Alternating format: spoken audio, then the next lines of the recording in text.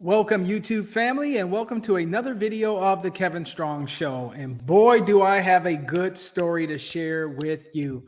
I found this article about this lady who actually sleeps in her car 4 out of the 5 days during the work week because the commute from her job to where she lives is too far, and that's the only way she can maintain a standard of living. Do you really want to be successful? And how bad do you want it? Welcome to my show. Once again, my name is Kevin Strong. If you like my content, hit that like button, subscribe, hit the bell notification so you are notified when I release my videos, which is typically once a week. Without further ado, we're going to deep dive into the story. This resonates with me on so many different levels. So somebody ought to start a GoFund account for this lady because she's a beautiful, beautiful person. So without further ado, let's go ahead and jump into this. Let me pull this up. And I'm titling this, even though I'm talking about this lady who sleeps in a car, Desperate Times Call for Desperate Measures. Before we jump into this article, I want to kind of give you my overall theme of something like this. Desperate times call for desperate measures. Some people simply just don't want it bad enough. I think we have entered a period in our society where the grading scale has been reduced by 10 points. This is what I mean. 70% used to be a C, now it's a D. You used to be upper middle class, which was 80%. Now you're average. You have inflationary pressures, all of these other uncertain things that are going on in our society. Automation and AI replacing some of the more mundane and less skilled work. If you're not willing to evolve and embrace that change, the system will push you into poverty for the rest of your life. And most people aren't willing to adapt to the new changes. Therefore, when you want to be a C student, don't be shocked when the teacher passes out your grade and it's an F. Let's jump into this, folks. This is a fabulous story. We're going to call this lady Ortega. So 4 days a week, this lady who I think is 56 years old sleeps in her car so she can pay for a house that she lives at more than 100 miles away from where she works. It gets better. Her weekends begin with a Sunday night shift at Lowe's at Hollywood Hotel. This lady stays in California, where she cleans the hallways and lobby.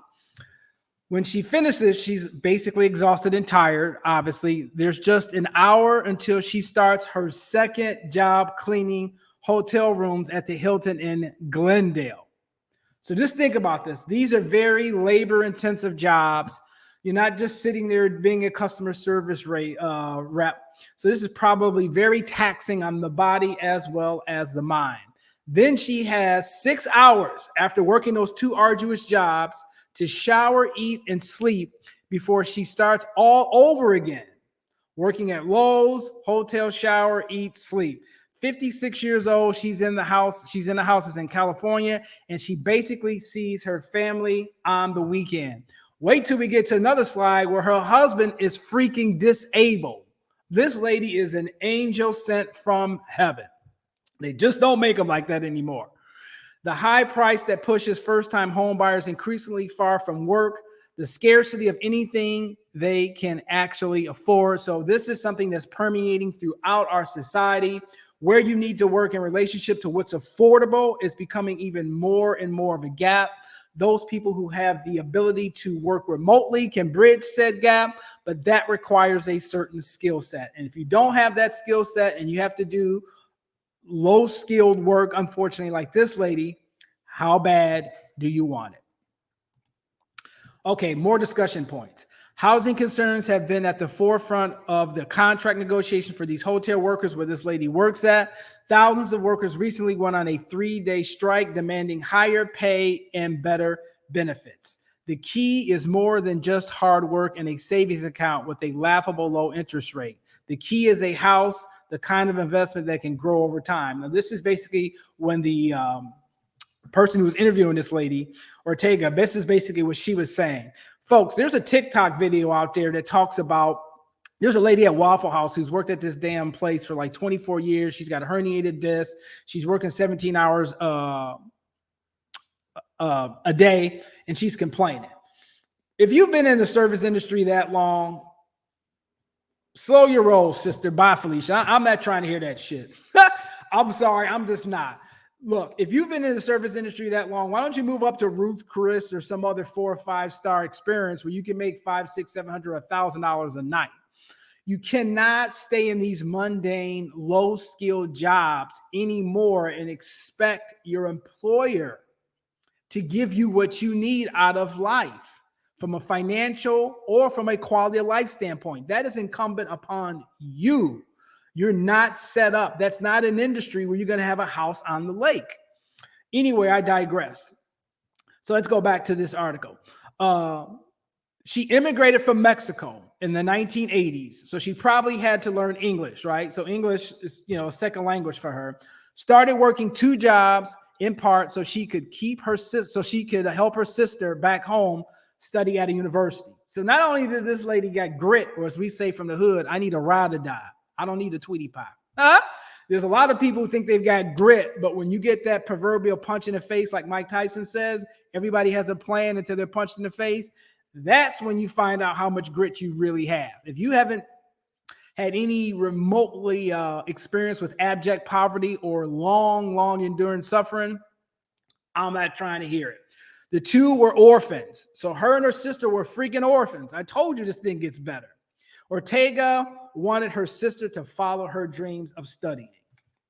So she was busting her ass and sending money back to her sister. This is a woman who has deep connections with family, life, and the institution of marriage. They just don't make them like that anymore. Like I said, somebody needs to start a freaking GoFund for this lady. All right, it gets even better. So she's been juggling these 2 jobs for 20 years, and she only makes $22 an hour. It wasn't until 4 years ago that she was finally able to accomplish her dream and buy a home. So she did this shit for 16 years, even before she could put herself in a position to buy a home. And when she was able to finally buy a home, she can only do it if she was basically sleeping in her car 4 out of the 5 days a week. You cannot make this shit up. 105 miles from her job. I'm not going to read all of this verbatim because a lot of YouTubers do that and it can be kind of boring. She shares a 3-bedroom home with her husband. I'm at the 3rd bullet point, who is disabled, and her youngest son, who is 29 and studying nursing. The home was severely damaged on top of this shit, and then they renovated it. Just a beautiful, beautiful story of family commitment. One person working with another to accomplish a common goal.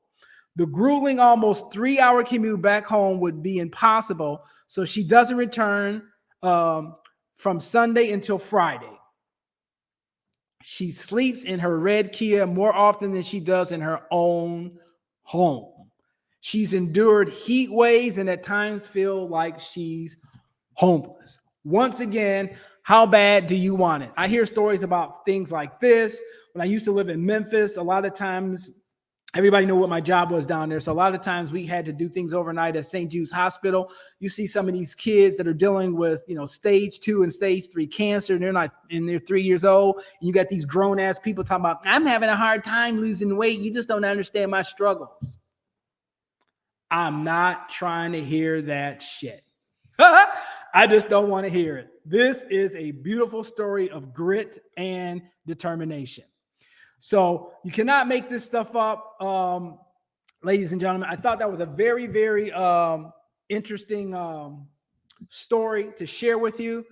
Do you really want to be successful? How bad do you want it? You cannot choose certain occupations and expect to have a house on the lake. You can't choose a significant other that's not moving in concert with you.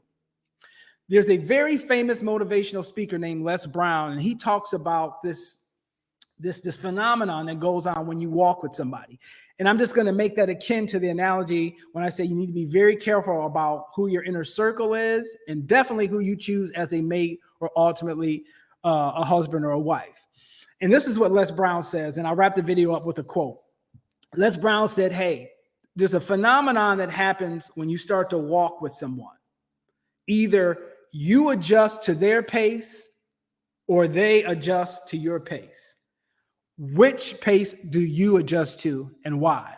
So before I wrap up this video, I found a great quote from Tom Bodett, and it says the following: the difference between school and life. In school, you're taught a lesson and then given a test. In life, you are given a test that teaches you a lesson. Keep your credit score up and your debt down. Stay away from politics because they will make you out to be a clown. If you had not subscribed to my video, please do so at this time.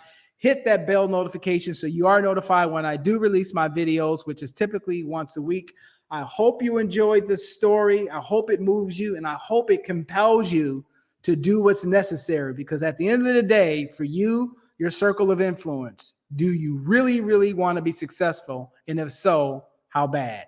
This was the Kevin Strong Show. I hope you enjoyed it, and I'll see you guys in my next video.